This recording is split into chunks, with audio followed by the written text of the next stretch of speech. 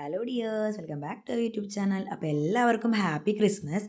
അപ്പം നമ്മൾ ഇന്ന് കേരളത്തിൽ നമ്മുടെ ക്രിസ്മസ് സെലിബ്രേഷൻ ഇങ്ങനെ പോയിക്കൊണ്ടിരിക്കുകയാണ്. ഇന്ന് ക്രിസ്മസിൻ്റെ ഡേ ആണ് 25. അപ്പോൾ എല്ലാവർക്കും ഹാപ്പി ക്രിസ്മസ്.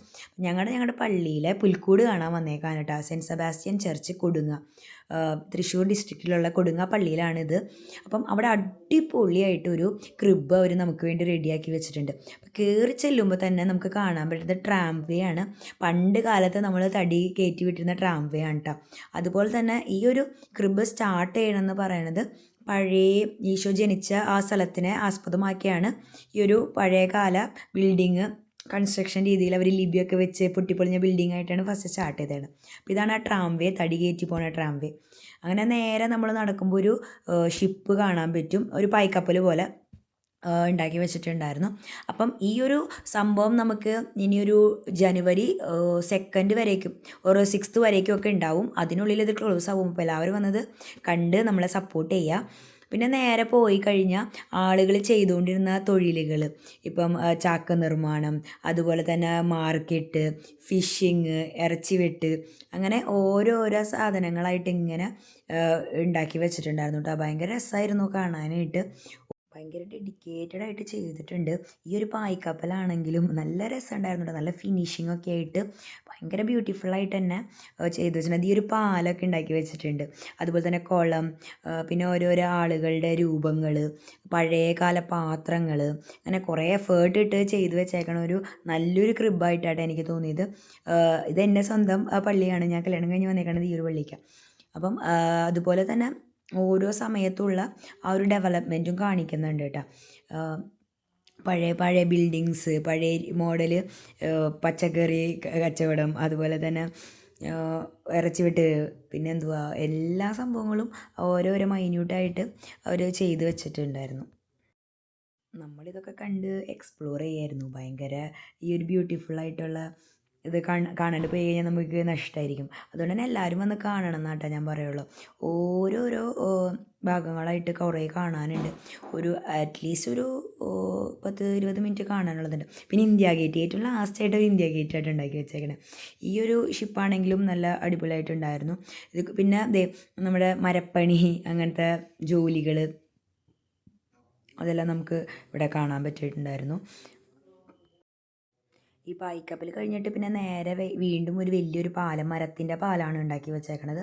ആ മരത്തിൻ്റെ പാലം എത്തണേക്കാളും മുൻപായിട്ട് തന്നെ ആ പാലത്തുമ്മ കൂടെ നിന്ന് നമുക്ക് ഇത് കാണാൻ പറ്റും. എന്താ, ഒരു വെള്ളച്ചാട്ടം ഉണ്ടാക്കി വെച്ചിട്ടുണ്ടായിരുന്നു.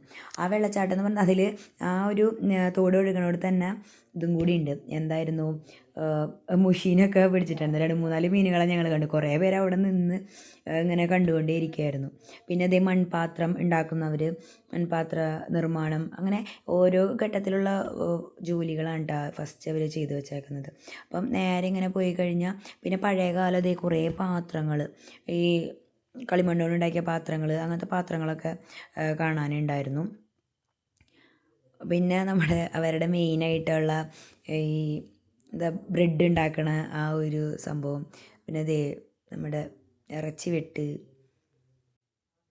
പിന്നെ നേരെ വരുമ്പോഴാണ് ഈ ഒരു പാലം കടന്നു കഴിയുമ്പോഴാണ് ഞാൻ പറഞ്ഞത് വെള്ളച്ചാട്ടം ഉണ്ടാക്കി വെച്ചേക്കണത്. ആ വെള്ളച്ചാട്ടത്തിന് ഭയങ്കര സൗണ്ടായിട്ട് നല്ല നല്ല നാച്ചുറലായിട്ട് തന്നെ ഉണ്ടാക്കി വെച്ചിട്ടുണ്ടായിരുന്നു കേട്ടോ. അത് കഴിഞ്ഞിട്ട് നേരെ ഞങ്ങൾ പോകുമ്പോൾ കണ്ടത് ഒരു ഈശോൻ്റെ ജനനത്തെ സംബന്ധിച്ചുള്ളതായിരുന്നു. അതിൻ്റെ വിഷ്വൽസ് ആയിരുന്നു. ഫസ്റ്റ് തന്നെ എന്താണ്, ഈ ജോസഫിൻ്റെയും മറിയത്തിൻ്റെയും വിവാഹ നിശ്ചയം, ആ ഒരു ബൈബിൾ സ്റ്റോറി, ഈശോയുടെ ജനനം, അതായിരുന്നു നേരെ കാണാൻ ഉണ്ടായിരുന്നത്. ഞാൻ പറഞ്ഞില്ലേ മുഷിയൊക്കെ ഓടുന്നുണ്ടെന്ന്. ഇതിന് ഭയങ്കര സൗണ്ട് എഫക്റ്റും ആയിരുന്നു കേട്ടോ. നല്ല ഭംഗിയായിരുന്നു കാണാൻ. എനിക്ക് ഭയങ്കര ഇഷ്ടപ്പെട്ടു ഇത്. അതിൻ്റെ ഒരു ലൈറ്റ് എഫക്റ്റും കാര്യങ്ങളൊക്കെ നല്ല ഭംഗിയായിരുന്നു. പിന്നെ ഞങ്ങൾ നേരെ ഇങ്ങനെ നിന്ന് കഴിഞ്ഞ് ഭയങ്കര ക്യൂ ആയിരുന്നു കേട്ടോ. ഭയങ്കര ക്രൗഡായിരുന്നു. ആളുകളൊക്കെ കാണാനായിട്ട് വരുന്നുണ്ടായിരുന്നു. കുറേ അധികം ആളുകളുണ്ടായിരുന്നു. അപ്പം നെക്സ്റ്റ് എന്ന് പറയുന്നത് ഈശോയുടെയും അമ്മയുടെ അച്ഛൻ്റെയും വിവാഹ നിശ്ചയം, അതായത് മറിയത്തിൻ്റെയും ജോസഫിൻ്റെയും വിവാഹ നിശ്ചയമായിരുന്നു.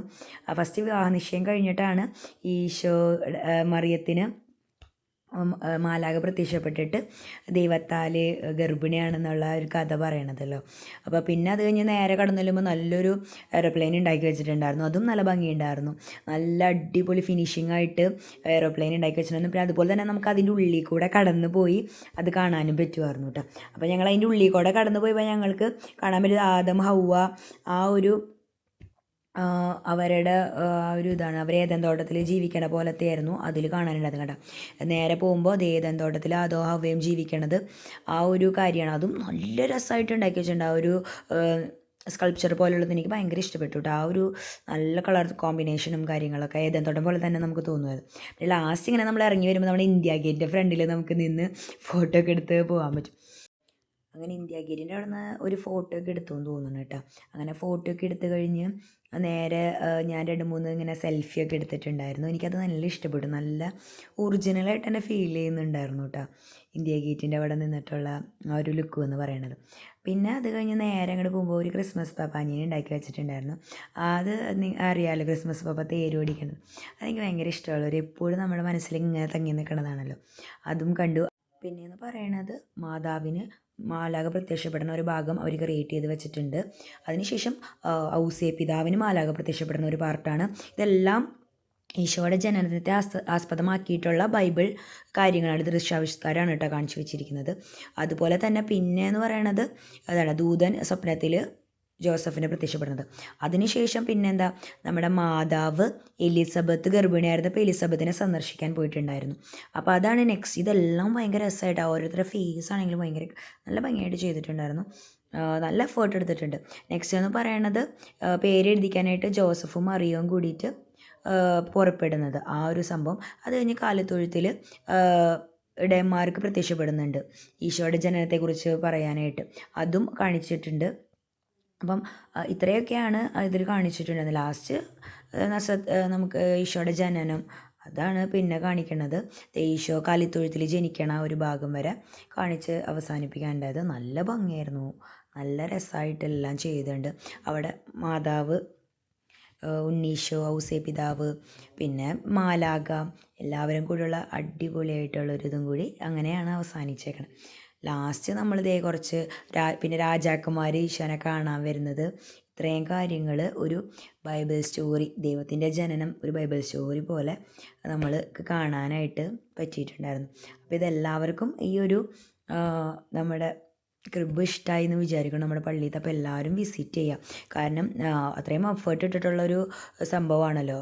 അപ്പോൾ എല്ലാവരും വന്നത് കാണുക, സപ്പോർട്ട് ചെയ്യുക. നമ്മുടെ ഇതിനൂടെ അച്ഛൻ ആളുകൾക്ക് വീടൊക്കെ പണിത് കൊടുക്കാനും അങ്ങനെ കുറേ നല്ല കാര്യങ്ങളൊക്കെ ചെയ്യുന്നുണ്ട്. അപ്പോൾ എല്ലാവരും വന്ന് കണ്ട് ന്യൂ ഇയർ വരെ ഉണ്ടാവും എന്തായാലും, അത് കണ്ട് സപ്പോർട്ട് ചെയ്യുക. അപ്പം ഇതാണ് ഞങ്ങളുടെ ചർച്ച്. അപ്പോൾ എല്ലാവർക്കും ഇഷ്ടപ്പെട്ട ലൈക്ക് ചെയ്യുക, ഷെയർ ചെയ്യുക, സബ്സ്ക്രൈബ് ചെയ്യുക. നെക്സ്റ്റ് വീഡിയോയിൽ കാണാം. ബൈ.